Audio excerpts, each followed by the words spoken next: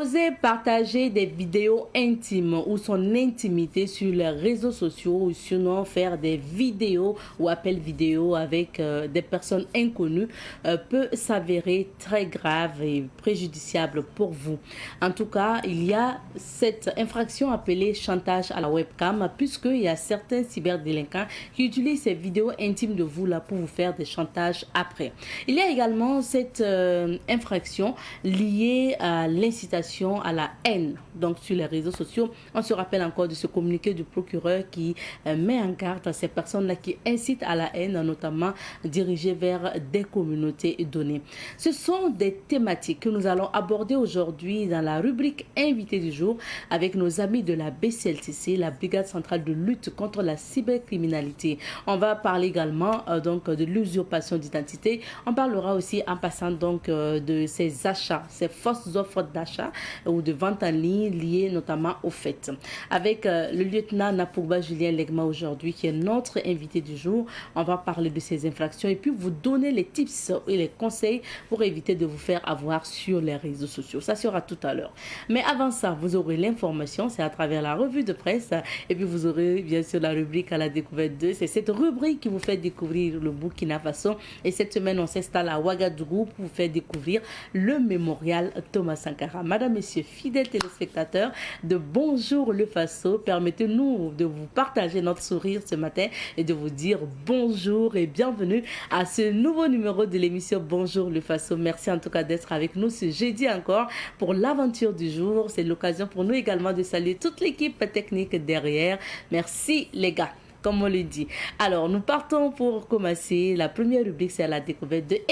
On y va. Un des sites les plus visités maintenant donc de Ouagadougou, pour ne pas dire du Burkina Faso, parce que justement à entendre le nom de celui-là qui a le nom que porte ce site-là, beaucoup de Burkinabés et d'Africains se reconnaissent. Il s'agit du mémorial Thomas Sankara. Nous partons à la découverte de ce mémorial-là et on découvre ce mémorial à travers les témoignages du jour. Il faut dire que nous avons approché le comité international mémorial Thomas Sankara, Luc Damiba, Serge Imhotep Bayala, qui nous livrent les témoignages concernant bien sûr le mémorial Thomas Sankara. Il faut dire que ce sont des images et des témoignages que nous avons recueillis il y a quelque temps. Aujourd'hui, il y a de l'actualité parce que le mausolée est en construction, d'autres infrastructures également au niveau du mémorial Thomas Sankara. On vous invite à écouter et puis on revient. Le mémorial Thomas Sankara, c'est sur un site de 4 hectares pour commencer, extensible sur 14 hectares, pour aménager une infrastructure. Il y aura une tour, il y aura des statues, parce qu'on a juste une première statue qui est de Sankara qui est là, mais il y a d'autres statues qui sont prévues. Il y aura donc un musée, il y aura un mausolée pour les corps des victimes qui sont tombées le 15 octobre 87. Il y aura donc une bibliothèque, il y aura un parc, il y aura de nombreuses infrastructures qui retracent les grands chantiers qui ont prévalu sous la Révolution. Souvent les gens réduisent le mémorial à juste la statue. Je crois que c'est une mauvaise compréhension de ce qu'on appelle mémorial. Mémorial Thomas Sankara, c'est toute une infrastructure sociale, historique, qui va permettre aux gens de se ressourcer sur la Révolution, sur Sankara, et également de tracer les autoroutes de l'avenir. Pour l'instant, on n'a pas l'estimation de l'ensemble de l'infrastructure qui est prévue sur le site du mémorial Thomas Sankara. On a juste une maquette qui n'est pas encore dévoilée au grand public. Et nous allons faire dans les prochains mois l'évaluation, l'étude de chiffrer pour donner au public combien ce projet-là va coûter. Les gens ont donné des chiffres au hasard sans jamais être dans une fondation. Nous donnons des informations quand nous avons la crédibilité. Parce que ce projet ne peut pas se mener sans une certaine confiance et une transparence à tous les étapes. Parce qu'on sait que c'est un des rares projets qui est suivi à la loupe, qui est suivi comme de l'huile sur le feu par tout le public burkinabé d'abord, mais surtout africain. Parce que tous les jeunes de l'Afrique ont dit ça, pour une fois c'est notre euro, on doit pouvoir contribuer. Non seulement nous-mêmes, nous avons demandé aux gens de contribuer avec 100 francs, 200 francs, même plus que ça. Pourquoi on a demandé ça? Parce que plus vous contribuez vous-même à construire une infrastructure, un monument, plus vous êtes tenu de regarder quelle est la qualité de ce monument. D'où la polémique sur la statue. Sauf que sur la statue qui a été posée, ce n'est pas une commande du comité mémorial Thomas Sankara. C'est une commande qui était prévue par le ministère de la Culture, qui nous a été donnée en cadeau pour occuper l'espace. Donc c'est ce que nous avons fait. Il y a eu des imperfections, on a essayé de corriger, on a eu une statue provisoire qui est là. Pour nous, on est satisfait aujourd'hui parce qu'au moins on occupe le lieu. Et on a aujourd'hui en moyenne 1000 à 1500 personnes qui visitent le site actuellement. Il y a de l'engouement. Ça veut dire qu'il fallait un site comme ça parce qu'il n'y a plus d'autres sites aujourd'hui qui représentent, qui matérialisent Sankara. À part les infrastructures qu'il a laissées, le stade du 4 août, Rodoko, quelques infrastructures qu'il a laissées à Ouagadougou et dans d'autres dans les provinces, on ne voit pas les traces de la révolution. Donc, il y avait Dagnouin où il était posé, donc le cimetière, les visiteurs venaient. On pense qu'avec la statue qui est posée, on est en train de créer un autre pôle touristique potentiel pour la ville de Ouagadougou. Le projet de mémorial sera financé par probablement 3 gros acteurs. L'État va donner des financements. L'État de Burkina est engagé dans le projet de mémorial Thomas Sankara. Il y aura également les amis du Burkina. C'est-à-dire que c'est des représentations d'État. Et il y aura la population. Donc c'est pour ça que je parle de plusieurs entités qui peuvent contribuer à financer ce projet-là. Il n'y a pas que seulement l'État qui va construire. Ce qui fait la différence avec d'autres projets de mémoriaux qui ont été construits ailleurs, comme au Ghana, le mémorial Nkrumah, comme au Mali à côté avec le mémorial Modibo Keïta, qui a été exclusivement exécuté par l'État du Burkina. Nous avons voulu prendre une idée de Sankara qu'il avait développée sous la Révolution, qui s'appelle l'EPI, l'effort populaire d'investissement. À ce moment, la population cotisait pour construire un centre de santé, pour acheter une ambulance, pour construire une école. Et quand ils cotisaient pour le faire, évidemment, ça veut dire qu'ils étaient aussi les gardiens pour que ça se fasse bien. Et c'était aussi les gardiens pour que le contrôle qualité soit là, pour que l'entretien soit là. Donc c'est tous ces éléments-là que nous voulons mettre ensemble en s'inspirant de l'idée de Sankara pour construire son propre mémorial. L'effort populaire d'investissement, c'est la quote-part des populations pour construire le mémorial Thomas Sankara. Avec le contexte, les gens vont dire que ça coûte cher, c'est du gaspillage d'argent. Non, nous ne pensons pas à cela.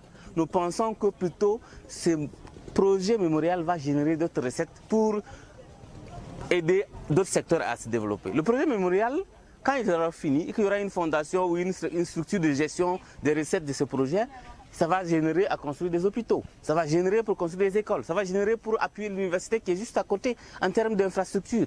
Donc évidemment, il ne faut pas que les gens voient juste tout de suite la perte de... Et la vie n'est pas que la nourriture, la vie n'est pas que le matériel. Là, nous sommes en train de faire quelque chose qui va nourrir aussi l'esprit. Et Sankara aimait dire ça. Donc, oser inventer l'avenir. Et c'est l'esprit qui invente. Et évidemment, nous sommes conscients que tout le monde ne peut pas adhérer à cela parce qu'en se disant que oui, c'est une œuvre architecturale, c'est une œuvre de plaisir. Non, c'est une œuvre de construction de l'histoire de l'homme. Je fais partie des gens qui ont marché au Sénégal contre la statue de la Renaissance au Sénégal. J'étais là-bas, j'ai fait 6 ans. J'ai marché avec les Didier Awadi et d'autres acteurs au Sénégal. J'étais contre. Mais là, Ouad a forcé et la statue de la Renaissance est sortie à Dakar. Aujourd'hui, c'est le premier site touristique de tous les visiteurs qui arrivent au Sénégal. Moi-même qui était contre, je suis allé faire une projection de mon film là-bas. J'ai assisté à des concerts là-bas. C'est ça comme ça la vie. Donc ça veut dire que j'ai évolué dans mon approche vis-à-vis de la statue de la Renaissance. J'étais contre au départ, Ouad a forcé la fesse sur la statue, mais nous tous nous y allons. Et quand il faisait ça, il n'y avait pas d'électricité à Dakar. Il y avait des manifestations tout le temps à Dakar. Quand il faisait ça, il n'y avait pas assez à manger, il y avait des inondations à Dakar.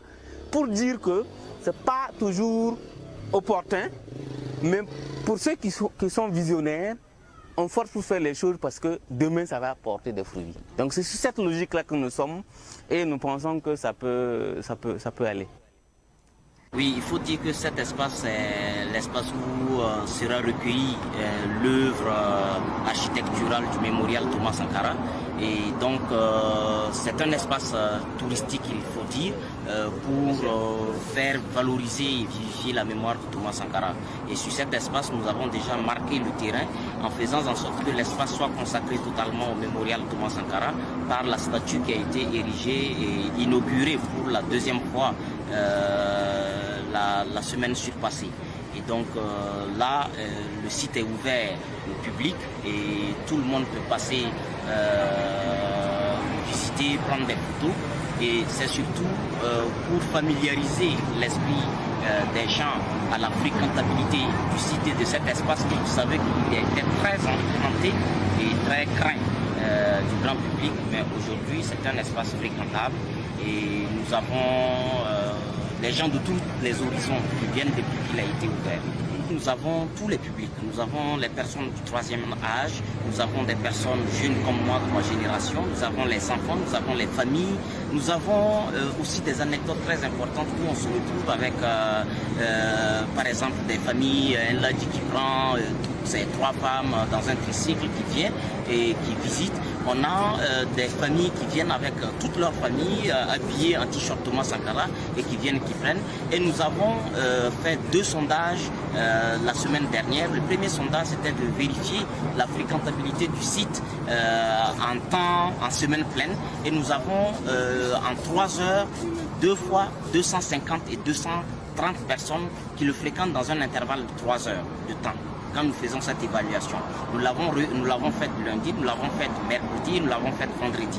Et maintenant, pour évaluer la densité des personnes qui viennent les week-ends, nous l'avons fait 3 semaines successives. Nous avons entre 1200, 1050 et 1030 personnes qui le fréquentent. Et pour nous, c'est quelque chose d'assez révélateur et d'assez prémonitoire par rapport au fait que ce site va être le plus grand catalyseur des visites et le point de chute de tous les voyageurs qui viendront au Burkina. Et d'ailleurs, on a des gens qui viennent des provinces et il ne se passe personne qui vient de province, qui viennent de Bobo-Dioulasso, qui viennent de Gawa et qui ne passent pas ici. Et presque tous ces visiteurs que vous voyez là, si on demande tout de suite à quelqu'un d'où il vient, vous verrez que c'est quelqu'un qui vient soit de Yako ou quelqu'un qui vient de Koudougou. Et tout à l'heure, il y en avait.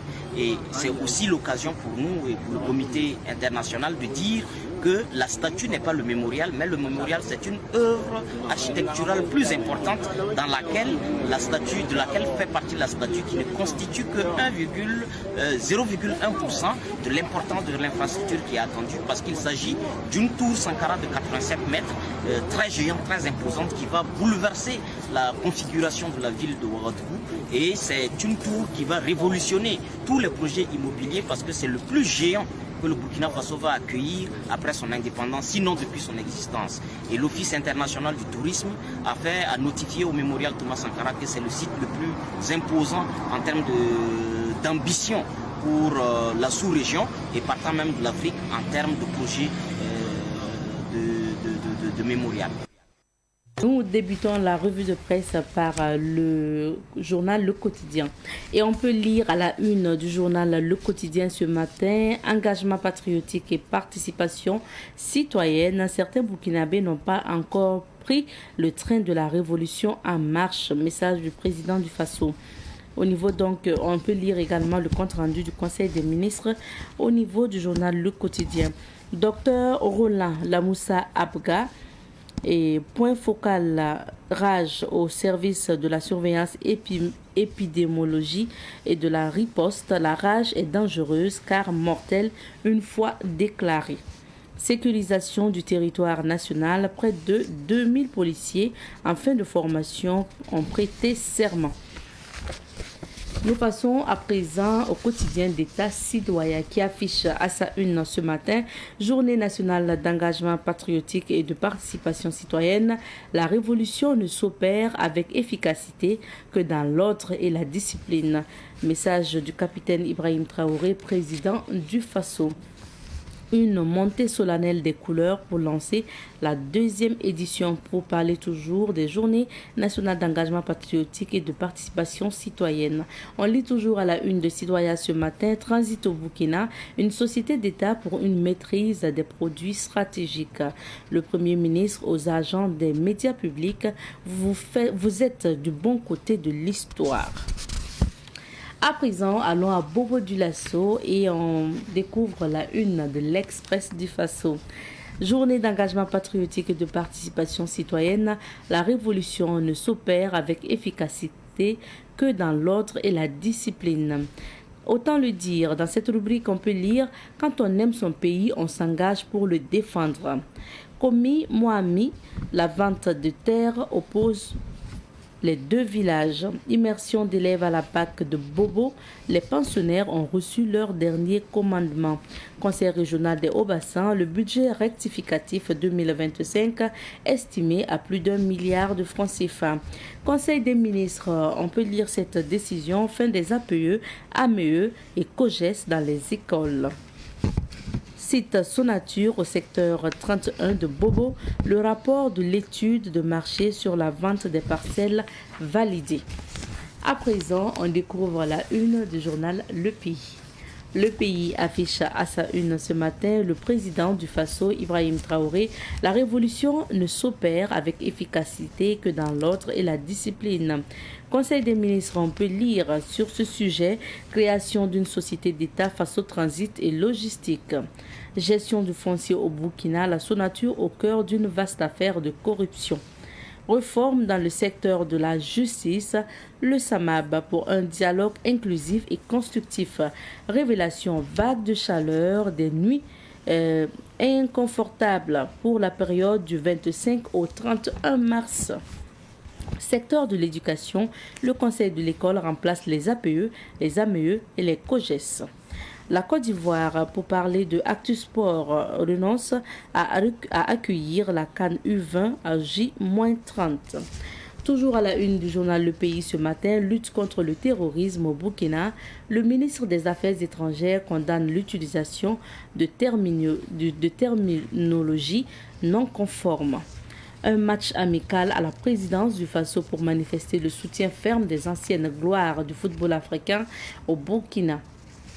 Presse audiovisuelle, le CSC inflige une amende de 500 000 francs CFA à BF1.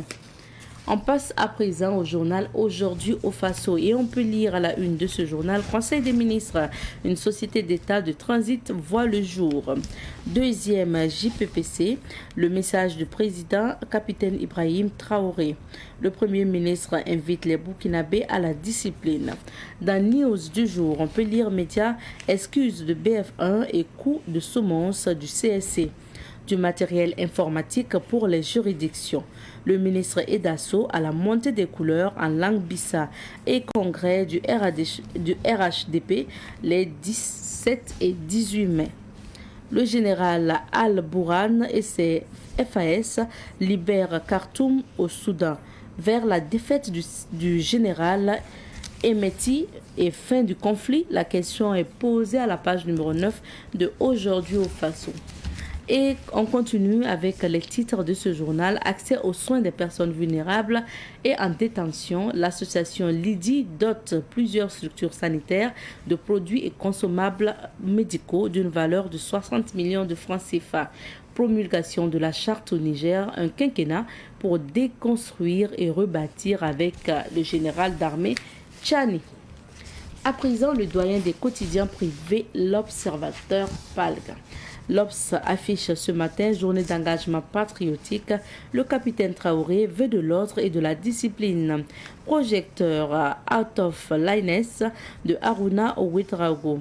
Cancer et littérature. Également, on en parle dans l'Observateur Palga. Mort de Paul Zulitzer. Cannes Cadet Maroc 2025. Juste Zio, coordonnateur du groupe C. Organisation Cannes U20, la Côte d'Ivoire jette l'éponge. Produit stratégique, une société d'État de transit pour maîtriser la chaîne logistique. Et enfin, on peut lire utilisation de certains termes par le système des Nations Unies. Le ministre des Affaires étrangères met les points sur les i. On termine avec le journal Le Courrier confidentiel. Et on peut lire à la une donc de ce journal indépendant d'enquête. Promotion immobilière, la liste des sociétés qui construisent sans permis de conduire. 39,4 milliards de francs CFA de l'État se baladent dans la nature. Ministère de la Sécurité, une affaire de 500 chemises et 1500 pantalons défraie la chronique. Brouille financière entre IB Bank et l'État du Sénégal. Voici ce que dit le rapport d'Audi. Carte d'identité falsifiée, faux chiffres d'affaires, fausse attestation de situation fiscale des entreprises exclues de la commande publique. Et c'était le dernier titre du journal Le Courrier confidentiel. C'était le dernier titre aussi des autres journaux. On vous invite à vos kiosques à journaux afin de vous procurer de ces différents journaux et lire ces articles. Merci de votre attention. À présent, nous allons sillonner dans quelques villes d'affaires pour découvrir ce que nous réserve Dame Nature. À Ouagadougou, on annonce encore ces vagues de chaleur-là qui se poursuivent. Et puis voilà, jusqu'au 30 mars probablement. Et on espère en tout cas qu'on aura plus de vent que de soleil. On regarde pour les autres villes. Pour la suite de cette aventure, nous allons ensemble découvrir un restaurant et découvrir en même temps surtout un événement qui va se produire le jour de Ramadan, donc spécial Ramadan, que ce soit donc dimanche ou lundi, en tout cas c'est le jour de Ramadan. Vous le savez, pour Ramadan il faut forcément l'observation de la lune pour déterminer le jour J, et nous recevons pour en parler aujourd'hui monsieur Marcel Zapsonré, communicateur et organisateur d'événements. Bonjour à vous, monsieur Zapsonré. Oui, bonjour madame. Bienvenue. Merci. Alors, on parle d'un événement à venir spécial Ramadan, et au restaurant El Dorado. Le nom déjà, hein? Oui, le nom déjà en dit tout. Hein. Voilà, El Dorado, c'est-à-dire c'est un petit paradis qu'on a essayé de mettre en place alors, pour le bien-être de la population ouagalaise. Et c'est quoi la spécialité de El Dorado? La spécialité de El Dorado, c'est surtout tout ce qui est naturel, tout ce qui est bio. Voilà, parce que nous voyons que de nos jours, nous consommons, notre alimentation est le facteur le plus important voilà, pour notre bien-être en fait. Et nous consommons des aliments qui ne sont pas, pour ne pas dire manque d'hygiène, et qui ont beaucoup de produits nuisibles à notre santé. Alors, à El Dorado, nous consommons tout ce qui est bio et l'hygiène est de taille. L'hygiène est de taille. Ouais. Ce qui est bio, c'est quoi concrètement comme plat? Tout ce que nous utilisons comme ingrédients, comme condiments, tout est cultivé même à El Dorado. Ah oui? Ouais. Ça veut dire quoi? Vous avez des jardins? Oui, nous avons des jardins, nous faisons la culture hors sol en fait. D'accord. Ouais. D'accord. Et c'est vrai qu'on n'a pas encore cité de menu. Vous êtes dans quel type de menu justement? Justement, c'est là aussi la particularité de El Dorado. Nous faisons des menus locaux, voilà, les plats nationaux, également des plats africains, et européens et aussi asiatiques, hein, si je peux le dire. Donc on peut retrouver quoi? Gondé, zamné, on peut retrouver salade, crudité. Tout ce que vous avez cité, tout ce que vous avez envie de consommer, à El Dorado, vous serez bien servi. Parlons maintenant de l'événement à venir, spécial Ramadan, c'est quoi? Spécial Ramadan, je tiens à rappeler que El Dorado, c'est un restaurant qui a été ouvert il y a de cela 2 ans. D'accord. Pas plus. Donc pour amener la population ouagalaise à connaître le restaurant déjà, voilà pourquoi nous mettons en place cet événement voilà, le jour du Ramadan. Donc ça va permettre à toute la population ouagalaise, hein, parce que ce n'est pas dédié exclusivement aux habitants du quartier où El Dorado est situé et installé, mais à toute la population ouagalaise. Parce que je parlais tantôt de tout ce qui est bio et hygiénique. Voilà. Quelqu'un peut quitter même à Tampuy, voilà, ou je ne sais, Camouinsin, et se rendre à El Dorado parce qu'il y trouve ce qu'il recherche en fait. Ok. Et voilà. le jour de Ramadan, c'est quoi le programme en fait de cette activité? Le programme est constitué comme suivant. Nous aurons des prestations d'artistes. Voilà, nous allons faire en quelque sorte une porte ouverte. Voilà, les gens auront l'occasion de découvrir El Dorado, de découvrir tous les composants d'El Dorado. Voilà, donc c'est un peu ça. Et un buffet aussi sera dressé pour la satisfaction de la clientèle. D'accord. Et moi, je note aussi que vous parlez de jeux concours. Oui, des jeux de distraction. Voilà, parce que nous avons également tout type de jeux, hein, pour ne pas rentrer dans les détails. Il y aura également des cadeaux surprises. Oui, mais j'aimerais bien en savoir plus quand vous parlez d'autres types de jeux. C'est quel type de jeu? Pour adultes? Oui, pour adultes surtout. Voilà, parce qu'il faut noter également que El Dorado, c'est un cadre vraiment... pour ne pas dire responsable, hein. Voilà, nous évitons vraiment tout ce qui est un peu trop jeune, voilà, parce que nous voulons vraiment faire d'El Dorado un cadre pour adultes et surtout voilà, pour les personnes voilà, d'un certain âge également. D'accord. Et quelles sont les conditions pour participer à ce spécial Ramadan où il y aura buffet, jeux, journée portes ouvertes, découverte du restaurant? La participation, elle est gratuite. Ok. Voilà. Simplement que pour avoir accès au buffet, il y a un prix forfaitaire. Voilà. Sinon, la participation, elle est ouverte à tout le monde. D'accord. Et le buffet, il coûte combien? Le buffet, il coûte seulement que 5 000 francs. Ok. Et vous avez droit, si je peux déjà donner éclater un peu le menu. Le menu. Voilà. Voilà, le menu est composé d'un morceau de poulet, une boisson au choix, des crudités et puis une enveloppe surprise. D'accord, d'accord. Ouais. Ça, c'est bien. Qui donne droit à quoi? L'enveloppe surprise peut donner quelque chose. Bon, quand j'ai dit enveloppe surprise, donc ça reste une surprise. Et par-dessus tout, des prestations d'artistes. Voilà. D'accord. Maintenant, c'est vrai que je parlais de la date tout à l'heure. Pour le moment, c'est sûr, hein, on ne peut pas connaître la date de Ramadan avant que la commission lune ne se réunissent tout à fait. La veille. Vous avez décidé de quelle date? Ou bien c'est vraiment le jour qui sera décidé? Oui, pour le moment, nous sommes sur la date de dimanche. D'accord. Voilà, parce que selon nos calculs, nos estimations également, on trouve que dimanche serait... sauf en cas de changement de dernière minute. Voilà. Mais nous restons toujours sur le jour du Ramadan. D'accord. Donc ça veut dire que si ce n'est pas dimanche et que c'est lundi Ramadan, ça sera lundi. Oui. C'est bien de le préciser parce que certains pourront se dire si je n'ai pas pu venir dimanche et que le Ramadan c'est lundi, peut-être qu'il n'y aura pas de spécial Ramadan. Okay. C'est ça. Donc c'est bien noté. Alors, est-ce que vous pouvez nous expliquer où est situé le restaurant Eldorado? Oui, le restaurant Eldorado est situé au quartier Parlaïri, non loin de la direction des examens et concours, juste à 200 mètres. Là, lorsque vous quittez par le rond-point de la Padoie, arrivez au feu, juste avant d'arriver au marché de la Cité 1-2, vous tournez à gauche, vous laissez la direction des examens et concours à droite, juste après la direction, à gauche à 200 mètres, le restaurant Eldorado y est. D'accord. Il n'y a pas de problème. Et si vous venez aussi du marché de Koukayare, vous continuez, vous dépassez légèrement le feu, non? Juste après le feu naître, à quelques 20 mètres, vous verrez le restaurant à votre droite. D'accord, super. Ça dépend de là où vous venez. Voilà. Merci beaucoup. Et puis aujourd'hui, quel est peut-être votre message à l'endroit du public pour ce qui concerne votre restaurant? Vous avez dit il a 2 ans. Ça sera une découverte pour certaines personnes. Pour ce spécial Ramadan, qu'est-ce que vous pouvez dire au public? C'est de les inviter à effectuer le déplacement. Et je précise également que les hostilités seront lancées à partir de 17h pour ce spécial Ramadan.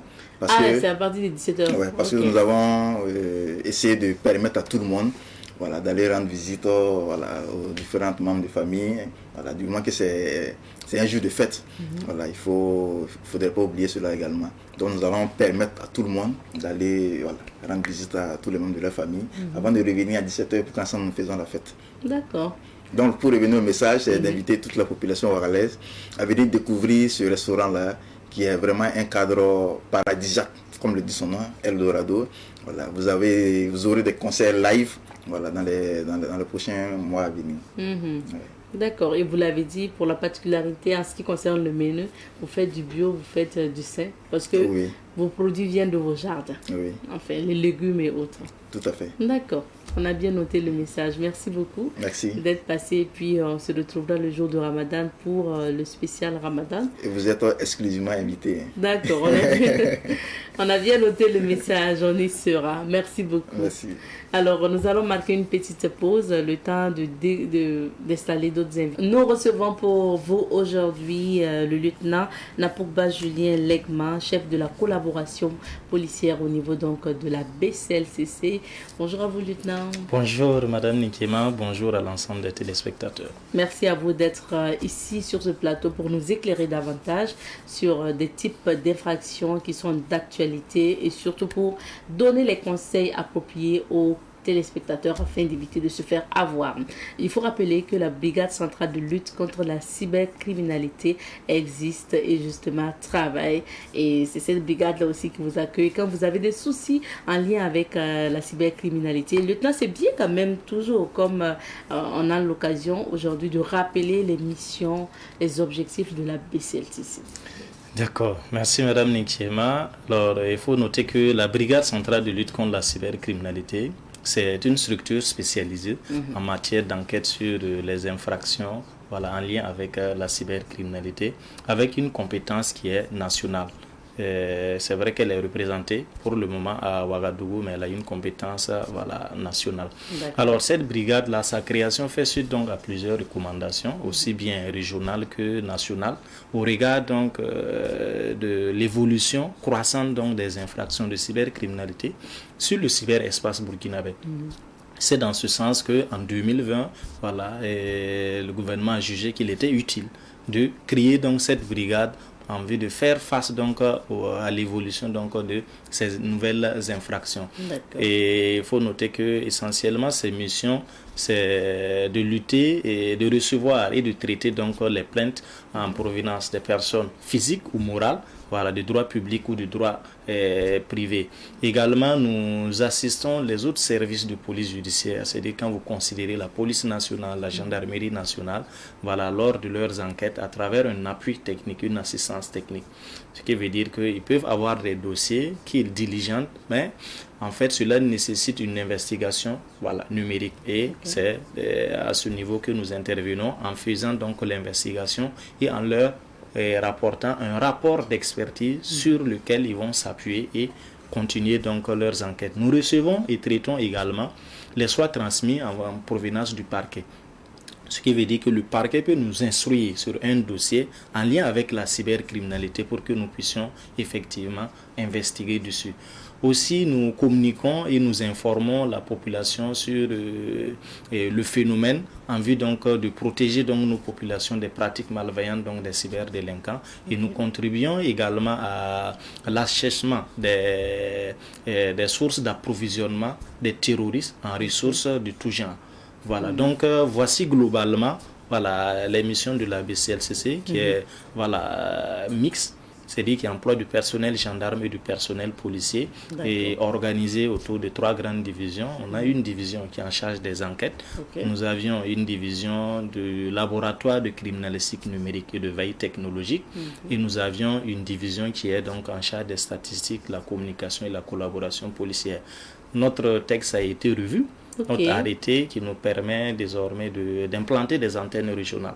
Donc désormais, voilà, peut-être cette année, nous aurons la possibilité, avec l'accompagnement de l'autorité, donc de créer donc une antenne régionale pour être davantage plus proche donc des populations. D'accord. Alors, j'ai envie de dire que vous êtes les gendarmes et les policiers de Internet. Tout à fait. D'accord. Donc, cette année, je sais que les années passées, vous invitiez, notamment ceux qui sont dans les provinces, dans les régions, à vous envoyer des mails, à vous écrire via le numérique pour les plaintes. Donc, ça serait bien si vous avez des représentants, donc des antennes régionales, ça serait intéressant.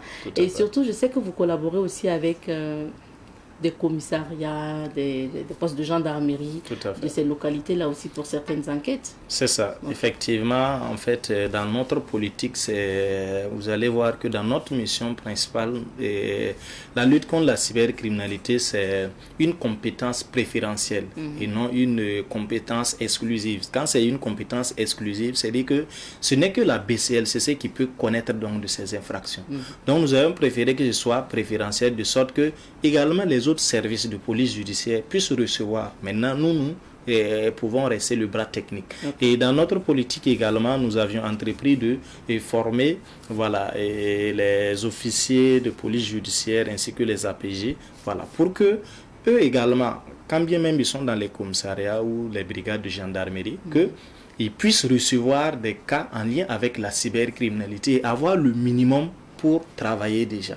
Voilà, donc c'est dans ce sens que bon, voilà, il y a des modules de formation qui sont déroulés dans pratiquement toutes les régions. Je sais que bon, on a couvert presque 10 régions maintenant. Et bon, voilà, les autres régions également, il y a toujours des initiatives en cours pour également pouvoir les former. Mais la formation sur le phénomène, c'est continu. D'accord. Alors, lieutenant, on va aujourd'hui s'intéresser à quelques cas d'infractions que nous enregistrons, qui font l'actualité et surtout aussi que vous avez donné comme information aussi, vous avez communiqué sur ces cas d'infraction-là pour le public. On commence par ce cyberdélinquant-là que vous avez donc affiché, je crois déféré également. Il s'agit d'un maître chanteur et proxénète. Parlez-nous de ce dossier. D'accord, il faut noter que c'est une personne, voilà, et là c'est comme je le disais que nous avions une compétence nationale, c'est-à-dire que la personne a été interpellée donc dans le centre S, et là comment donc ce cyberdélinquant est ici pris, vous avez vu qu'il y a 2 infractions majeures que nous avions mis en exergue. Okay. Alors le premier aspect, c'est qu'il usurpait donc l'identité d'autres personnes. C'est-à-dire que il peut aller à la frontière, il paie donc des cartes SIM pré-identifiées, c'est-à-dire qui ont été identifiées à l'identité d'autres personnes. Ou bien ils utilisent donc des cartes d'identité, par exemple égarées, pour faire enregistrer donc sur ces cartes SIM. Okay. Et lui, il revient, il utilise donc ces cartes SIM sous l'identité donc de ces personnes. Et donc, c'est dans ce sens-là qu'il crée, il part sur Internet, sur Facebook notamment, il crée donc des faux profils. Et là, des profils, par exemple, généralement de femmes, avec des images qu'il télécharge, qui attirent, bien évidemment. Et à travers donc ces profils, il envoie des invitations donc à des personnes ciblées. Okay. Voilà, notamment, principalement des hommes. Et dès lors que la personne accepte l'invitation, effectivement, il essaie donc de faire miroiter donc une relation amoureuse avec la personne. Donc, c'est-à-dire il travaille à séduire la personne. Et à un moment, ça commence, ça devient une relation et qui est entretenue. Et c'est dans cette relation-là qu'à un moment, effectivement, il fait des appels vidéo avec la victime. Et dès qu'il fait donc les appels vidéo, à un moment, il l'incite donc à un appel vidéo intime. Et lui derrière, en fait, il vous fait suivre une vidéo à travers donc une application qu'il utilise, voilà. Et là, effectivement, vous aussi, vous voyez une personne de l'autre côté de l'écran qui, voilà, effectivement, présente ses parties intimes. Et la victime, voilà, ça donne également à cette pratique. Mais le cyberdélinquant derrière enregistre le flux vidéo et l'utilise maintenant à la fin donc de la communication à des fins de chantage. Okay. Donc dès lors que vous n'envoyez pas de l'argent, il va donc publier donc ce contenu sur Internet. Donc ça c'est la première phase donc de sa pratique. Pour la seconde phase de sa pratique, il crée également encore des faux profils où il publie des photos de belles femmes, effectivement, et il dit, vous connaissez les questions de plan Bizet. Donc, il fait des publications, il demande si vous aviez besoin d'entrer en contact avec une femme pour des relations intimes, alors vous pouvez contacter ce numéro. Dès lors que vous contactez ce numéro, on vous renvoie, soit sur son canal Telegram ou bien son canal WhatsApp. C'est là-bas qu'on poursuit donc les discussions. Okay. Et là, effectivement, il vous dira que si vous souhaitez entrer avec la personne sur la photo dont vous désirez, alors vous devrez payer une commission de mise en contact. Et dès que vous versez donc la commission, il vous met en contact donc avec la personne. Mais pour la plupart du temps, il a eu à faire des vraies mises en contact, mais il y a eu des cas où il a juste pris la commission sans faire la mise en contact. Donc, ce métier ou cette activité, c'est une promotion donc de la prostitution. Voilà pourquoi qualifié donc de proxénétisme qui est prévu et puni donc par la loi. Donc voici comment donc ce cyberdélinquant s'y prenait pour atteindre donc les victimes. Et comment vous avez procédé pour mettre fin à cette pratique de ce cyberdélinquant? D'accord, il faut noter que c'est à travers une plainte et nous avions travaillé en collaboration également avec le commissariat central donc de Tenkodogo, qui nous a permis effectivement de cette collaboration de pouvoir interpeller la personne pour la ramener donc au niveau de Ouagadougou. Et l'expertise également à travers ces équipements électroniques, c'est-à-dire ces téléphones et autres, ont permis donc de révéler effectivement la pratique. Parce qu'à notre niveau, comme vous le savez, en matière de cybercriminalité, dans le temps, quand on prenait les infractions standards, par exemple le vol, c'est l'élément de preuve, on va rechercher l'objet volé, possédé par la personne, supposée avoir volé. Mais actuellement, la preuve, il faudrait aller sur la preuve numérique.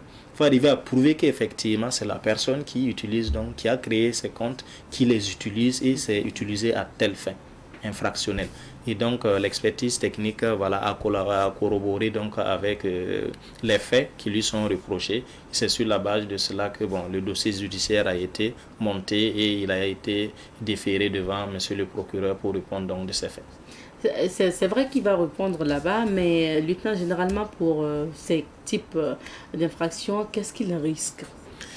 Bon, pour ce type d'infraction, tout va dépendre de ce qui sera retenu parce que c'est comme on le dit, quand vous prenez le dossier, il y a l'usurpation d'identité, il y a des faits donc de proxénétisme, il y a donc des faits de chantage à la webcam. Donc en fonction de l'infraction principale qui sera retenue, donc la peine va aller donc sur la base donc des dispositions de la loi en lien avec. Maintenant, la loi fixe toujours les bornes minimales et les bornes maximales. Donc pour certains cas, vous pouvez vous retrouver avec 1 à 3 ans donc d'emprisonnement, mais le jugement, nous ne pouvons pas savoir, il sera condamné à combien, mais c'est sur la base donc de ces intervalles que ils vont statuer et en fonction de l'infraction retenue, et ils vont prononcer donc sa peine. D'accord, merci bien. Alors, lieutenant, pour ce monsieur-là que vous avez arrêté et remis au procureur, c'est plusieurs infractions en même temps. Vous avez parlé d'usurpation d'identité, chantage à la webcam, proxénétisme. Donc, ce sont des notions aussi qui reviennent, des infractions qui reviennent chez vous. Donc, j'aimerais bien qu'on reste sur le chantage à la webcam. Est-ce qu'il y a d'autres modes opératoires, d'autres cyberdélinquants ou présumés cyberdélinquants que vous avez eu à enregistrer? D'accord, effectivement, nous avons eu à enregistrer d'autres cyberdélinquants et très souvent, le mode opératoire reste généralement la même chose, maintenant avec des détails près. Parce que très souvent, c'est en fonction de la posture de la victime qu'en fait, effectivement, lui aussi, il travaille à innover pour pouvoir atteindre donc la victime. Donc, il y a par exemple des cas où on peut se retrouver à rencontrer physiquement le cyberdélinquant. Il y a eu des cas comme ça où, par exemple, dans le cadre donc de Plan Busy, ce qu'on a expliqué, où après, dans la mise en contact, les deux personnes se rencontrent effectivement, mais après avoir passé leur moment intime, il y a l'une des personnes qui filme l'autre sans que la personne ne soit au courant. Vous voyez, par exemple, si je prends le client qui a été mis en contact avec une dame qui s'y retrouve dans un hôtel par exemple, et après, je suppose qu'ils ont leur contrat, après avoir eu leur relation intime, par exemple, supposons que le client, la dame par exemple, qu'elle part se doucher, filme par exemple la dame, nue. Et là, vu qu'ils vont échanger les contacts, il lui balance donc ce contenu intime et lui dit, par exemple, soit tu reviens pour un autre rendez-vous, mais cette fois-ci, je ne paye pas. Ou bien je vais, par exemple, publier ce contenu intime sur les réseaux sociaux. C'est là que le chantage le chantage également commence. Donc, voici un autre mode opératoire. Dans certains cas aussi, en fait, c'est la victime même, qu'on amène la victime elle-même à se filmer et à envoyer le contenu. On a eu des cas, par exemple, pour des femmes qui ont eu à consulter, par exemple, des marabouts. Et dans la description du mode opératoire, par exemple, du marabout, il lui dit, voici les prescriptions à faire. Tu dois payer ce montant. La victime paie le montant. Maintenant, voici ce que tu dois aller faire. En faisant comme ça, tu dois par exemple te filmer en exécution des principes que j'ai édictés pour m'envoyer, pour que je m'assure qu'effectivement tu as respecté l'ensemble des principes. Et il y a par exemple effectivement des victimes qui effectivement activent leur caméra pour filmer leur scénario d'exécution donc des principes donc du marabout. Et Quand il finit, effectivement, la victime renvoie la vidéo donc au marabout. Après, donc le marabout utilise donc cette vidéo et voilà pour à des fins donc de chantage. Donc c'est double chantage. On t'a flatté, on a reçu de l'argent de toi. Il est clair que voilà le principe que tu as exécuté ne va pas marcher pour ceux dont il a consulté. Et bon, encore on te dit si tu ne verses pas de l'argent, je vais balancer ce contenu sur Internet. Donc véritablement, il faut noter que les cyberdélinquants ils innovent. Ils innovent et c'est véritablement en fonction de la victime qu'ils ont en face que bon voilà ils déroulent leur mode opératoire.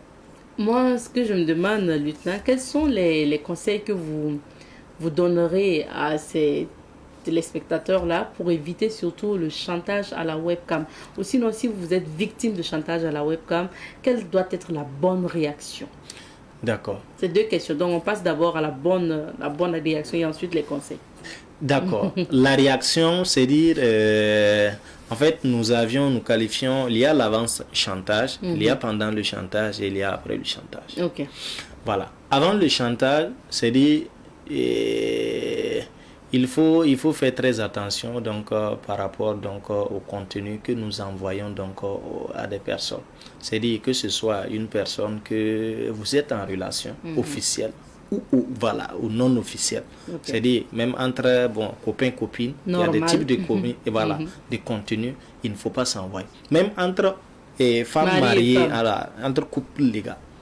Il faut éviter parce que en le faisant, vous ignorez les risques. Vous pouvez vouloir l'envoyer à une personne et l'envoyer à plusieurs personnes. Ou bien, votre téléphone, vous pouvez l'égarer, vous pouvez l'envoyer chez le réparateur qui, après réparation, va consulter certains fichiers pour s'assurer de.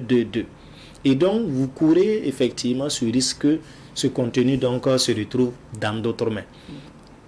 Pendant le chantage, quand vous le vivez, en fait, il y a le maître chanteur utilise donc des principes comme la pression pour psychologique. Voilà, il sait déjà, il va vous dire voici, voilà les faits. Vous voyez que si je fais ça, voici ce que ça peut, vous faire, les conséquences que vous encourez, n'est-ce pas? Et souvent, il se donne par exemple la latitude pour les comptes non bien paramétrés et d'aller copier votre liste d'amis. Parce qu'il y a pour certaines personnes, on les pirate avant donc de les faire chanter. Donc il part, donc il a accès à votre compte, il copie votre liste d'amis, il crée un groupe Facebook par exemple, et maintenant il vous fait chanter, il vous dit si vous n'envoyez pas, c'est que vos amis là, c'est des personnes qui vous connaissent probablement. Si vous ne le faites pas, si vous n'envoyez pas l'argent, il va l'envoyer dans ce groupe par exemple. Donc c'est dit, pendant le chantage, il faut savoir que ce sont des éléments que le maître chanteur va utiliser et il va jouer sur la pression. Tu m'envoies l'argent tout de suite, ou bien il va vous envoyer, il va faire un montage, il vous dit qu'il est en train de charger votre vidéo sur un site. Et il vous capture, il dit que c'est à 20% par exemple. Il vous envoie cette capture. Donc c'est la pression psychologique qu'il est en train de jouer. Si vous n'envoyez pas l'argent, d'ici là ça va se... Mais si vous envoyez l'argent, lui il va stopper le chargement. Est-ce que wow, ça c'est quelle pression et chantage. Voilà, donc c'est dire comprendre que durant le chantage vous allez recevoir donc cette pression et vu que c'est déjà gâté. C'est ça, moi je dis souvent. Vu que c'est déjà gâté, vous voyez que la personne détient donc votre vidéo, alors il va falloir que vous restez calme. Mais aussi, cherchez forcément une personne de confiance pour expliquer le cas. D'accord. Et maintenant, après le chantage, vu que c'est déjà réalisé, vous n'aviez d'autre choix que de venir vers nous pour que nous puissions vous accompagner pour couper ce lien avec le cyberdélinquant. Parce que c'est possible, chaque jour nous recevons pas moins de 30 à 40 cas.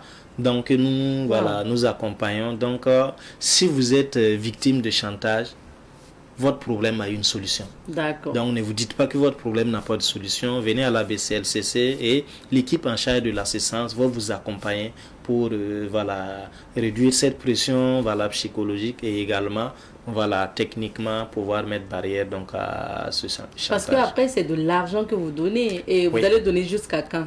Voilà, c'est dire qu'il faut éviter effectivement de verser la rançon, demander parce que quand vous versez, tout de suite. C'est-à-dire, il peut même vous dire 300 000. Si vous lui dites que vous n'aviez que 10 000 tout de suite sur vous, il va vous dire d'envoyer. En attendant De trouver l'autre moyen. Vous dites vous n'en avez pas, lui-même il va vous donner des solutions.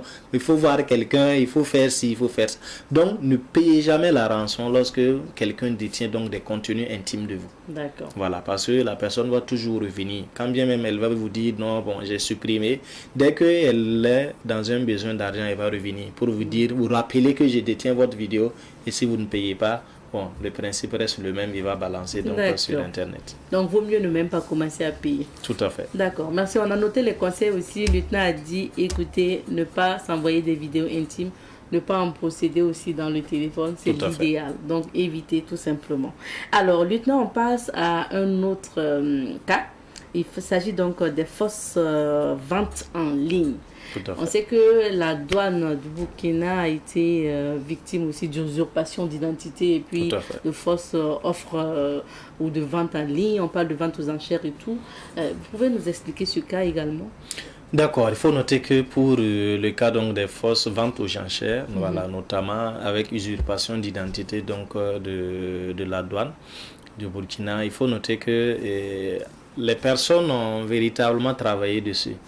Déjà, et pas de prendre des vieux communiqués, par exemple de vente aux enchères, qui modifient donc les en-têtes pour voilà, et avec les signatures et les personnes. Donc effectivement, ils savent que le nouveau DG de la douane s'appelle telle personne, ils prennent le nom, ils le mettent.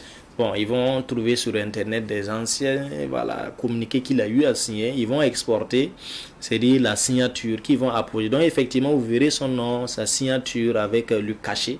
Voilà, une en-tête d'un courrier, effectivement, de la douane. Voilà, parfait. Donc, pour les personnes qui ne s'y connaissent pas, quand ils voient, ils se disent qu'effectivement, c'est un courrier ou c'est un fichier officiel. Malheureusement, ça ne l'est pas, c'est un fichier modifié.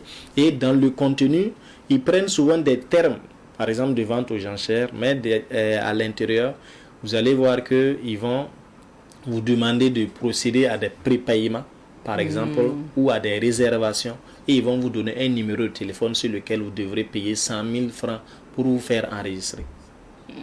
Qu'est-ce que vous voyez? Qu'ils publient sur Internet. Et ils vont même loin. Ils téléchargent le logotype de la douane.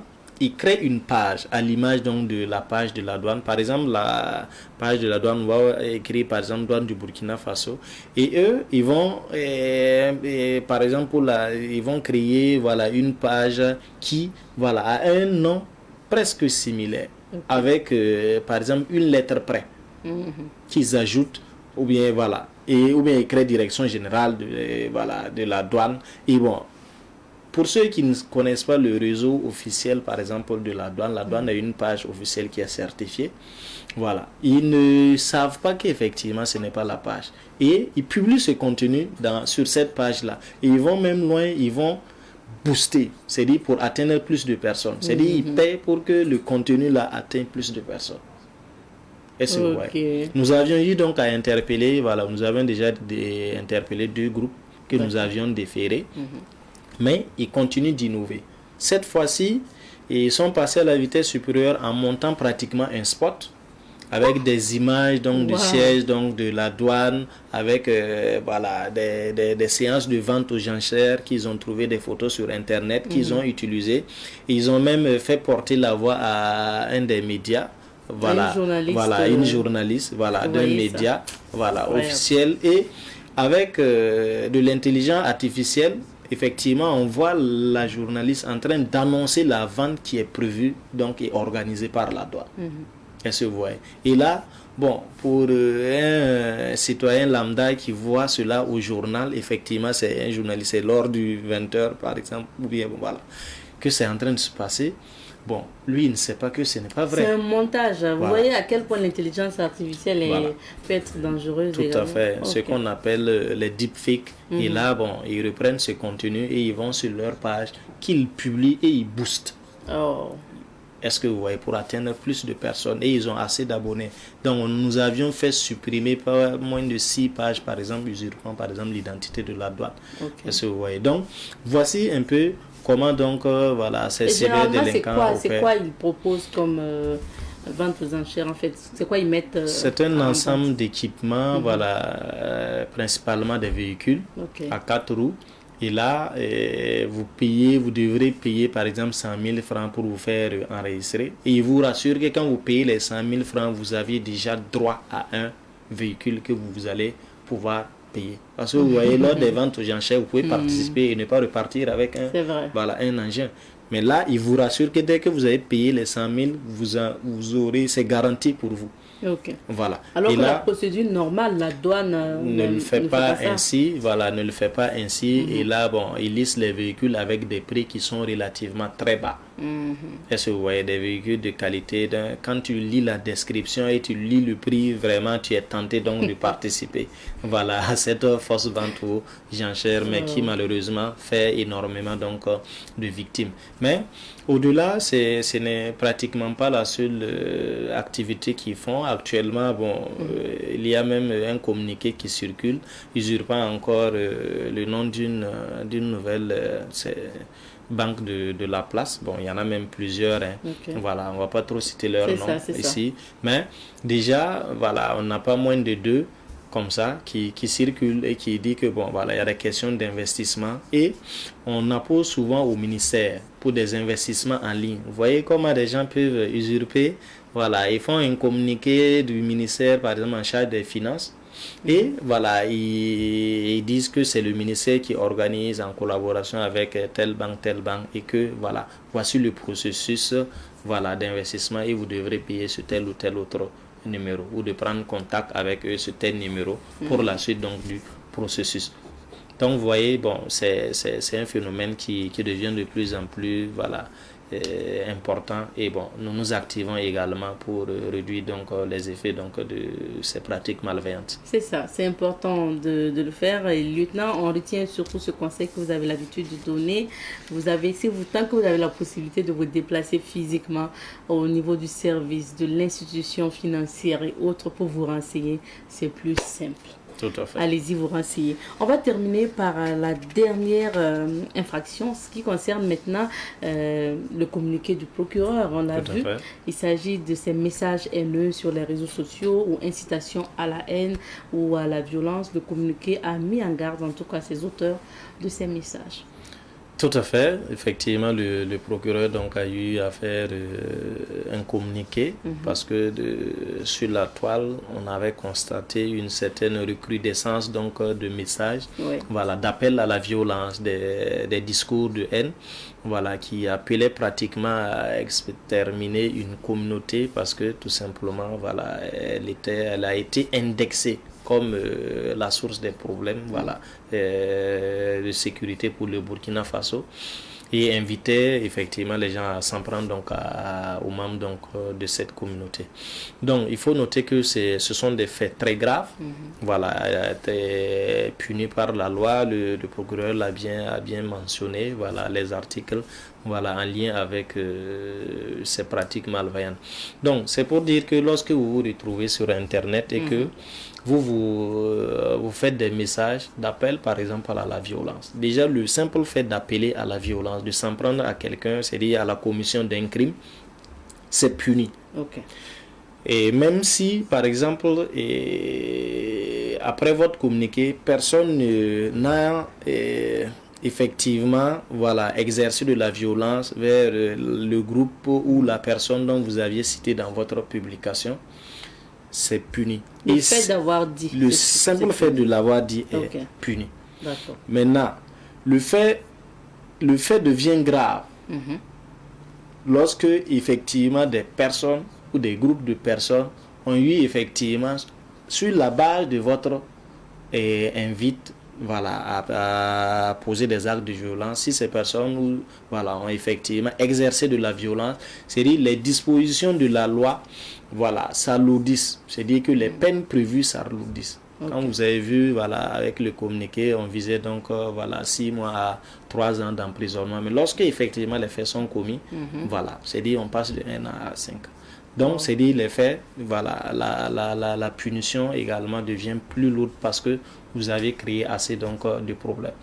Et très généralement, c'est termes de discours de haine, d'appel à la violence, sont construits sur des fausses informations. Et la loi également a prévu au niveau de l'article 312, voilà. Déjà que lorsque vous faites donc, vous publiez une information, voilà, qui n'est pas vérifiée, alors vous risquez une peine d'emprisonnement de 1 an à 5 ans et une peine d'amende d'1 million à 10 millions de francs CFA.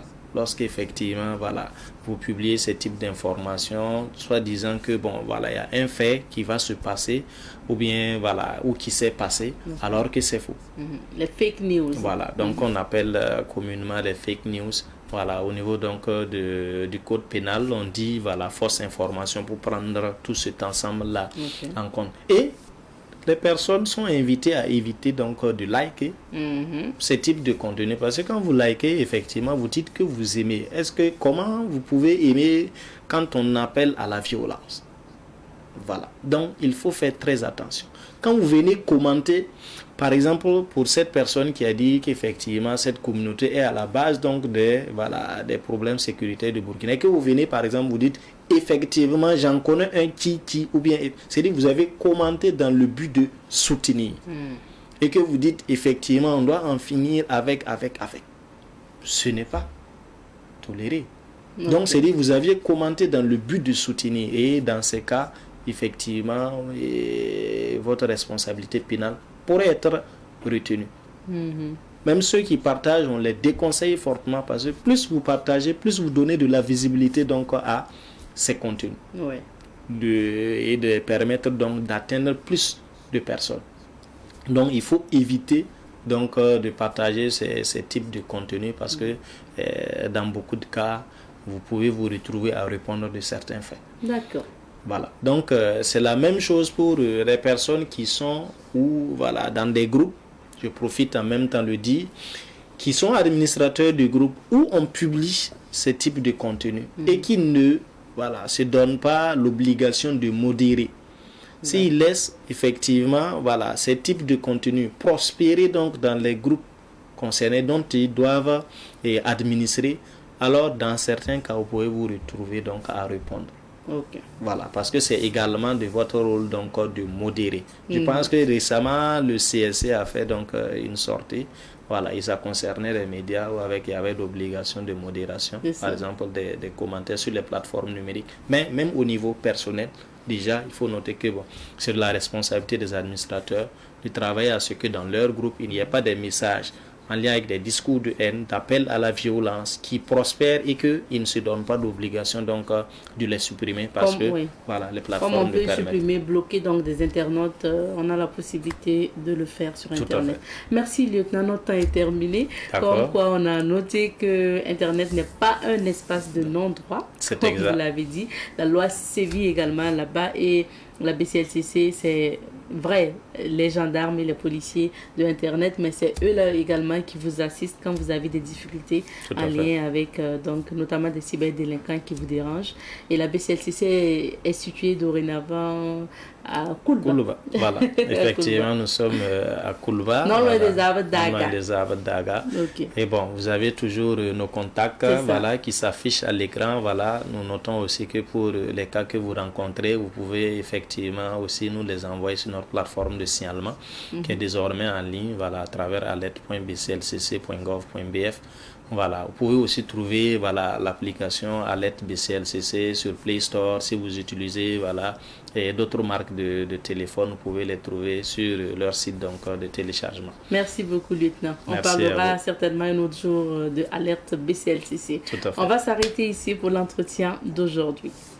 On marque une petite pause et puis on revient.